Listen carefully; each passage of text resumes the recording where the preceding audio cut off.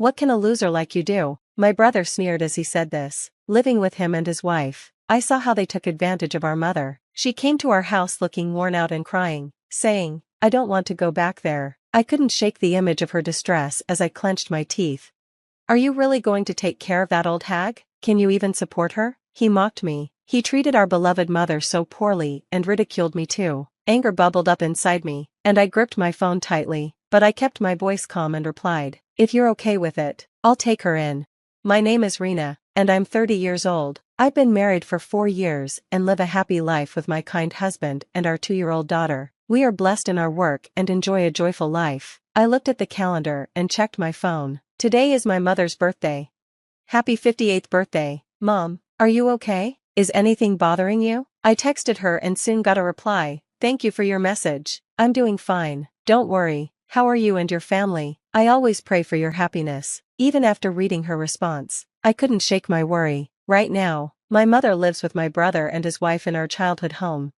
Our family used to consist of 4, my father, my mother, my older brother, and me. My father was strict and had old-fashioned views, controlling everyone around him. Because of him, my mother and I often felt oppressed.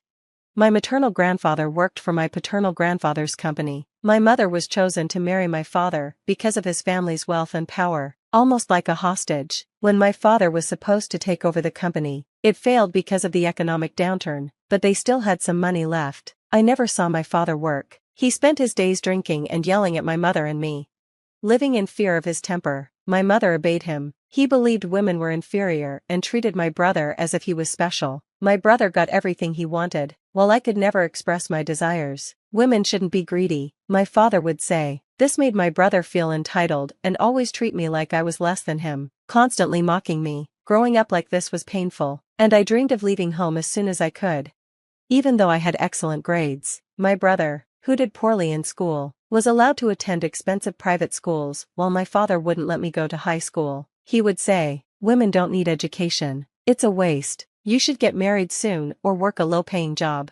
I remember when my brother called me a dumb girl and said I didn't deserve to go to high school. I cried out of frustration at the unfairness of it all. In the end, my mother secretly arranged for me to attend a boarding high school. Despite the tough situation at home, she always supported me. "Rena, it's okay. You can escape from here. You will find happiness," she told me. I remember my mother saying these words before I went off to high school. I graduated from university thanks to scholarships and money I earned myself. Since high school, I rarely returned home. I didn't attend my brother's wedding, and I didn't tell them when I got married, but I stayed in touch with my mother and occasionally met her. I truly owe who I am today to my mother. She is very important in my life. She was a gentle soul who may have seemed weak, but she loved me with all her heart. I always wished for her happiness. When my father died from his unhealthy lifestyle, I didn't attend the funeral, but I got shocking news from my mother. On his deathbed, my father told my brother and his wife to move back home and live with our mother. Ever since then, they have been living with her. I wanted to protest, but my mother said it was okay, so I didn't say anything more. Instead, I kept in touch with her. One day, I got a call from my brother, and I worried if he would take care of our mother properly. Was she really okay? I always felt uneasy about the situation. Eventually, my fears came true. One night, the intercom of my apartment rang unexpectedly. When I answered it, I found my mother standing there, looking ragged. Despite it being late fall, she wore a thin old short-sleeve shirt and a worn-out skirt. Her hair was messy, her cheeks were hollow, her eyes looked sunken, and she was trembling. I was shocked by her appearance and raised my voice. "Mom, what happened to you?" "Rena, I'm sorry to show up like this," she said in a weak voice, tears streaming down her face. I welcomed her in, and my husband quickly made her a warm drink and got her a blanket. Once she settled down, Mom began to speak slowly. After she started living with my brother and his wife, Nicole, things changed. They treated her like a maid. They made her do all the housework, and if it wasn't done to their satisfaction, my brother would scold her, calling her useless and a nuisance, even threatening to throw her out. Nicole called my mom an old hag and sold her few precious pieces of jewelry and clothes. They spread false rumors, saying my mom was a troublesome mother-in-law. Mom lost weight rapidly, and when she got sick and bedridden, they still forced her to do chores. Seeing her talk through her tears broke my heart. "Mom, why didn't you tell me you were suffering so much?" "Rena, I've caused you hardship since you were a child. I didn't want to burden you any further, she replied. I thought if I could just bear it, my mom said, her voice trembling. Then, I received an email. Oh, it's from Nicole. Where are you? You didn't do the laundry, and there's no food. Do you want your things to be sold again? The email made my mother's hands shake. I'm sorry, Rena, I don't want to go back to that house, she said. Hearing my mother's words, I pulled out my smartphone and dialed the number she had given me. After the dial tone, my brother picked up. Who's this? This is Rena, Mom's here with me. Oh, it's you. That old hag left without doing her chores? Tell her to come back immediately.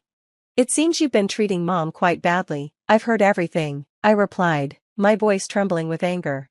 My brother just snorted and said, Huh, what about it? What can a dimwit like you do? You've been overworking Mom to the point of sickness, and you think that's okay? I won't let her live with you any longer. Do you really think you can support that old hag? She's been a housewife all her life, can't do anything, and has no money. Are you going to take her in? No more calling her old hag, she was a great housekeeper. A voice that sounded like his wife came from far away.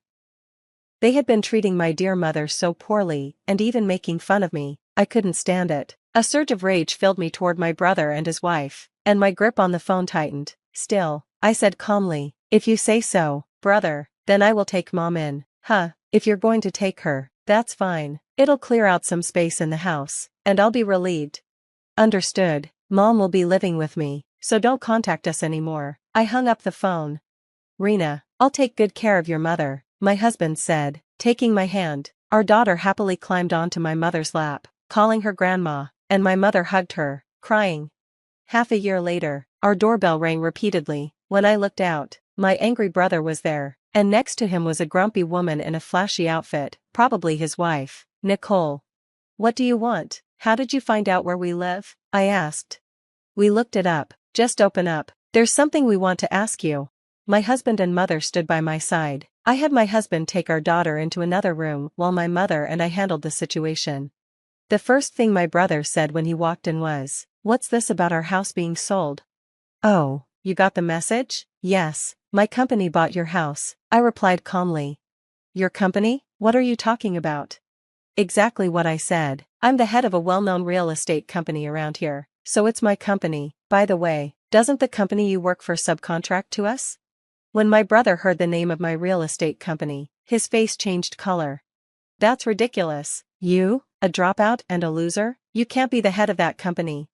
If you're suspicious, why don't you call to verify? But please don't cause any trouble for the company, I said, showing him my business card. As soon as he saw it, my brother fell silent, his face turning red. After graduating from university, I had worked hard and was hired by a major real estate company. Later, I was headhunted as an executive for a new company. By the way, I met my husband at work, and we got married. He's a landowner, so I think we're considerably wealthier than you. There's no reason for you to call me a dropout or a loser. I can easily support Mom. My brother, wide-eyed and gritting his teeth, didn't respond. His wife looked shocked.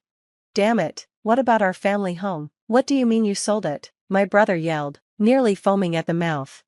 My mother, who had been silent until now, finally spoke up. You may not know this, but after your father passed away, the house was transferred to my name. So, I sold the house and land to Rena's company using my rights. You should leave as soon as possible. What? What are you talking about, old woman? Wait, what's going on? You said that as the oldest son, the house was yours, didn't you? My brother and his wife were panicking, their faces changing rapidly. What's wrong with me selling something that's in my name? Sorry to break it to you, but I've broken free from your influence. I won't live as you dictate anymore, my mother said firmly. My brother yelled at her. What the hell are you talking about, you worthless old hag? His wife joined in. That's right, you've never worked a day in your life, just being supported by others. What are you talking about? Mom works hard. She manages an apartment building that my husband and I own. She's very friendly, always keeps the place clean, and is loved by the residents. And she gets paid for it too, I replied firmly. Hearing this, my brother, who had been standing, fell silent and slumped into a chair. Nicole whispered something in his ear. Knowing my prideful brother, he must have felt crushed by this unexpected defeat at the hands of his sister and the rejection from our mother. If there's nothing else, you can leave now. I don't want to be involved with you, I said. My brother lifted his head. His face, which had been filled with rage, now showed a fawning grin. Alright, but listen, you're rich now, right? Then give me some money. I recently lost my job and I'm having money troubles.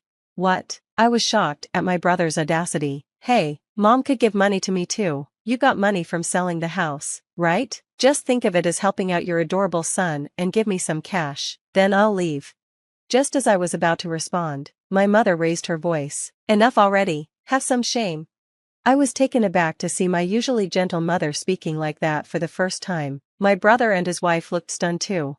I apologize for raising you to prey on your sister like a shameless creature, but there are things you should and shouldn't do. Don't disturb us anymore, go home. Hearing this, my brother started to tremble again. Shut up and listen, old hag, you're telling me what's what. Be prepared, I'll squeeze every dime of your inheritance from you. Nicole added, yes, give us the money already. To these two, my mother coldly replied, that's if there's anything left. From now on, I plan to spend all the money from the sale of the house on myself and Rena and her family. I have no intention of leaving a single penny for you two. What the hell, you old crone, my brother yelled. I'm cutting ties with both of you from now on. Please stay away from me and Rena. Leave that house immediately. Seeing my mother stand up to them like this made me so proud. I wanted to applaud. I was genuinely happy that she, who had always been oppressed and obedient, was finally free from the curse of that house. Do you understand now? Please go home, I said, rubbing my mother's trembling back. Damn, no, we won't leave. We'll squat in that house until we get the money at least. My brother and his wife glared at us. Then, a low, calm voice echoed in the room. What do you mean you won't leave? Standing there was my husband. In his gentle voice, he spoke to my mother-in-law. I'm sorry, could you please watch our daughter? You did great, don't worry about the rest, everything will be fine. Hearing my husband's words, my mother said, thank you, and got up from her chair. Looking at my husband, my brother and his wife turned pale, their eyes widening in surprise. What? Who are you? Nice to meet you, I am Rena's husband. By the way, what were you saying to my wife and mother-in-law earlier? He asked with a straight face.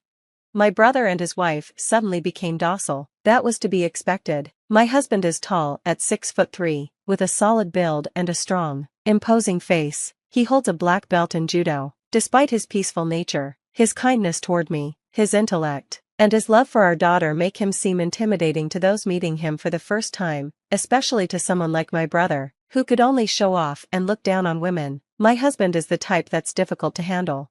Oh, I just remembered I have something to do, so I should be going. Yes, let's go. My brother and his wife quickly changed their attitude and left. Their retreat was so comical that I had to hold back my laughter.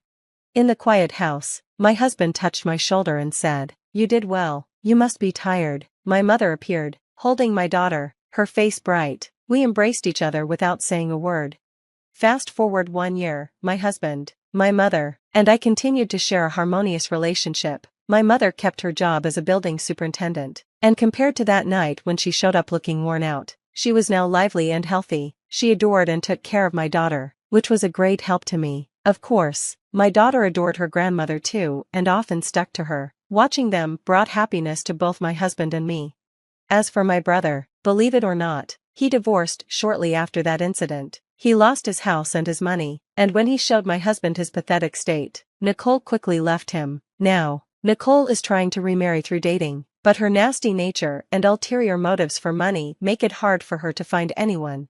My brother was kicked out of his family home, jobless, and living alone in a rundown apartment while struggling with part-time jobs. Of course, I have no intention of helping him since he brought this upon himself. My mother and I plan to live without getting involved with him any further. By the way, we are planning to build a large 2-family home soon. We could continue living in the condo my husband owns, but as my mother pointed out, it would get cramped as our daughter grows. Let me use all the money from selling the house, she said, and we gratefully accepted. We chuckled at her enthusiasm and looked forward to living happily together in our new home.